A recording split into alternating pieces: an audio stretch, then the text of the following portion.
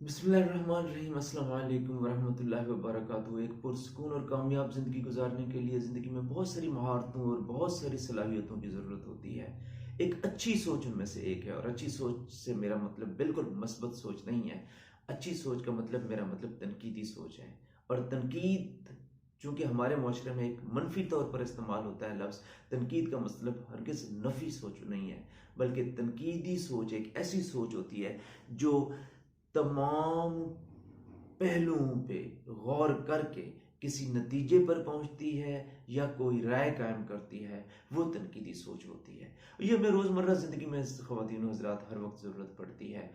कोई कैरियर का आगाज़ करना है हमने कि कौन सी जॉब करनी है, वो दूसरे कहते हैं जी सोच समझ कर फैसला करना, और तमाम पहलुओं पर हम जनाब सोच रहते होते हैं, फिर जाके कोई नतीजा खस करते हैं कि इस पे ये काम करना चाहिए। मकान बनवाना है, बहुत सारे पहलुओं पर गौर कर रहे होते हैं और फिर कोई फैसला करते हैं उसके बारे में। बच्चे को नई स्कूलिंग उसकी स्टार्ट करनी है तो सोच समझ कर स्कूल का इंतखाब करना है, हम उसके बारे में सोच रहे होते हैं। इसी तरीके से बेशुमार पहलू हैं, नए नए बिजनेस का आगाज़ करना है, हम इतने सारे बिजनेस को जहन में लाते हैं, उन पर गौर करते हैं और फिर जाके किसी एक बिजनेस का इंतखाब करते हैं। तो ये सारी चीज़ें हम दरअसल क्रिटिकल थिंकिंग स्किल्स, जिसको हम तनकीदी सोच कहते हैं, उनका इस्तेमाल कर रहे होते हैं, शऊरी या लाशऊरी। आज का जो हम इस पर बहस करने वाले हैं कि एक शऊरी तौर पर ऐसी सोच को कैसे इस्तेमाल किया जाए और उसको कैसे बढ़ाया जाए। रोज़मर्रा ज़िंदगी में हम जो करते हैं दरअसल ये हमारी सोच ही तो है। हम सोच के ही अक्कास है, हमारी जिंदगी हमारी सोच की अक्कास है। किसी ने क्या खूब कहा है कि हम नहीं बताते लोगों को कि हमारी सोच क्या है, बल्कि हमारी सोच लोगों को बताती है कि ये क्या है। तो इसलिए अपनी सोच और अपने जो रोजमर्रा के जिंदगी के मामलात हैं उसमें क्रिटिकल थिंकिंग स्किल्स को अप्लाई करें, और तब जाके आप कोई अच्छा और बेहतर फैसला करने की पोजीशन में होंगे। अच्छा, सोच को थोड़ा सा समझने की जरूरत है। एक तो आम ख्याल होता है, दिन रात सुबह शाम हर वक्त ख्याल आते रहते हैं। ये ऐसे आम ख्याल को आप नॉन डायरेक्टेड थिंकिंग भी कह सकते हैं, यानी ऐसी सोच जिसकी कोई सिमत नहीं है। कभी आप गैर मुल्क बैठे हैं, कभी यहाँ पे बैठे हैं, कभी कोई मजाक जहन में आया तो उसको सोचकर आप हंसना शुरू कर देते हैं, कभी किसी बिछड़े हुए प्यारे की याद आती है तो आप जो है ना उदास हो जाते हैं। तो ये तमाम जो थिंकिंग है, कभी किस वक्त, कभी कहाँ, कभी किस जगह पर आपको वो सोच ले जाती है, that is non directed thought, कि उसकी कोई सिमत नहीं होती ऐसी सोच की। आप यूं कह लें कि वो ऑटोमेटिक सोच होती है कि आप हर वक्त उसके बारे में मुख्तलिफ अंदाज में उसके बारे में सोचते रहते हैं, तो ये एक ऑटोमेटिक सी थॉट होती है। अच्छा, एक और किस्म की सोच होती है जो जो यानी उसकी कोई डायरेक्शन तो होती है, लेकिन उसमें वो शऊरी कोशिश इन्वॉल्व नहीं होती। आप सुबह उठते हैं, ब्रश करते हैं, शावर लेते हैं और ब्रेकफास्ट करते हैं, आप ये एक डायरेक्शन है आपकी, लेकिन इसमें बहुत ज्यादा कोई सोचने की कोशिश इन्वॉल्व नहीं है। फिर आप बच्चों को स्कूल छोड़ने जाते हैं या जो रूटीन का आपका ऑफिस का रास्ता है उस पर जाते हैं, तो ये एक किस्म की आपकी डायरेक्टेड थिंकिंग तो इसमें इन्वॉल्व है, लेकिन इसमें आपकी जो शऊरी काविश है वो इस्तेमाल नहीं है। अब है क्रिटिकल थिंकिंग स्किल्स, कि उसको कैसे इस्तेमाल करें। आपके सामने कोई मसला आया है, आपको कोई मुश्किल दरपेश है, आपने कोई चीज़ खरीदनी है, आपने कोई डिसीजन लेना है, तो क्रिटिकल थिंकिंग स्किल्स कैसे इस्तेमाल करें। सबसे पहले काम मसले को आइडेंटिफाई करें कि आपका मसला क्या है। आप यकीन माने बहुत सारे केसेस में हमें मसले का ही नहीं पता चलता, हम कंफ्यूजन का शिकार होते हैं, हम लड़ पड़ते हैं। आपने देखा होगा बहुत से केसेस में कत्लो गारत तक मसला चला जाता है और बाद में पता चलता है कि दरअसल वो ये बात ही नहीं थी जिसके लिए कत्लो गारत हो गई।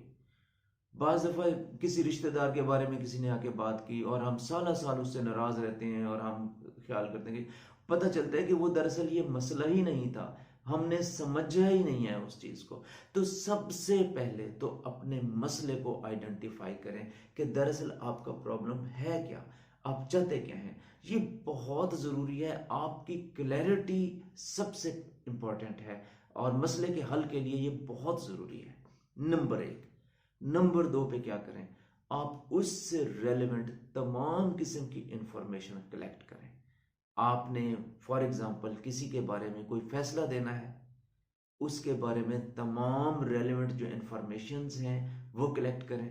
आप साइंस के तालिब इल्म में कोई आके नई थ्योरी पेश करता है जो आपने पहले नहीं सुनी, नहीं पढ़ी या उसके बारे में नहीं जानते, उसके बारे में इंफॉर्मेशन। अब इंफॉर्मेशन क्या होता है कि फैक्ट्स, फिगर्स, डेटा, डेटा का एनालिसिस और एविडेंसेस, ये तमाम चीज़ें, और कीन ऑब्जर्वेशन भी इसमें शामिल है। ये तमाम चीज़ें आप करें कि उसके बारे में शवाहिद इकट्ठे करें, लिटरेचर पढ़ें या एक्सपर्ट ओपिनियन लें और हर पहलू से उस चीज़ को, उस इंफॉर्मेशन को देखें। फॉर एग्जांपल कोई आके आपके ऑफिस में आपको आके कोई सजेशन देता है या कोई आके प्रोजेक्ट पेश करता है, तो उस प्रोजेक्ट को आप या उसके बारे में कोई हतमी राय कायम करने से पहले या उसको फर्दर कमेटी में बजटिंग के लिए पेश करने से पहले उसको इन इन चीज़ों से ज़रूर गुजारें, हर पहलू से देखें। तो ये चीज़ जो है ना, ये बहुत इंपॉर्टेंट है। अगर ये चीज़ आप कर लेते हैं तो फिर आपको कोई आके बैठे बैठाए ये नहीं कह सकेगा जी फलां शख्स खराब है और आप फौरी तौर पर उसके बारे में कोई राय कायम कर लेंगे या कोई फैसला कर लेंगे।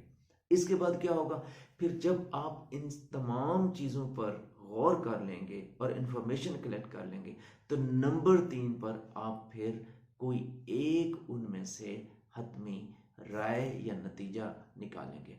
अब इसमें भी मसला होगा, क्योंकि जब आप हर पहलू से गौर करेंगे तो फिर एक से ज़्यादा चॉइसेस होंगी। आपने शॉपिंग करनी है, एक से ज़्यादा चॉइसेस होंगी। आप मकान बनाने लगे हैं तो आपके पास 2-3 मॉडल्स या नक्शे या ऑप्शंस होंगी। इसी तरीके से मुख्तलिफ केसेस में आपके पास एक से ज़्यादा चॉइसेस हो सकती हैं। अब उसमें से आपने बेस्ट चॉइस सेलेक्ट करनी है। और जब मैं कहता हूँ best choice, that is not based on your desires, कि अपने दिल से निकलने वाली चॉइस को आपने इस्तेमाल नहीं करना, बल्कि जो इन फैक्ट्स एंड फिगर्स जो अभी आपने की हैं इन पर बेस करते हुए जो आपको बेस्ट लगे, जो प्रैक्टिकल हो, जो रियलिस्टिक हो, आपने वो वाली चॉइस को अख्तियार करना है। अब ये भी तो पॉसिबल है ना कि किसी ने आके मुझे किसी शख्स का केस दिया हो और कहा हो कि इस छानबीन करें या इसके बारे में आप हमें फैसला दें, और वो शख्स मुझे पहले ही नापसंद हो, तो मैं अपनी पसंदीदगी और नापसंदीदगी की बेस पर उन फैक्ट्स एंड फिगर्स को ना देखूं, बल्कि रियलिटी के तौर पर फैक्ट्स एंड फिगर्स को देखकर और अपनी पसंद और नापसंद को साइड पर रखकर उसके हक या खिलाफ जो भी हो उसमें फैसला दूं, मेरिट पर जिसको कहते हैं। तो ये काम कर, अब आप उस फैसले को हतमी, यानी कि कोई एक फैसला चुनकर उसको हतमी शक्ल में आप कर लेते हैं। यानी किसी के बारे में कोई राय कायम करनी है, किसी के हक या खिलाफ फैसला देना है, मकान बनाना है, कोई चीज़ खरीदनी है, या कोई कैरियर का सिलेक्ट करना है, या बच्चे की स्कूलिंग करनी है, तो ये तमाम चीज़ें आपको करनी है इन स्टेप्स को तय करके।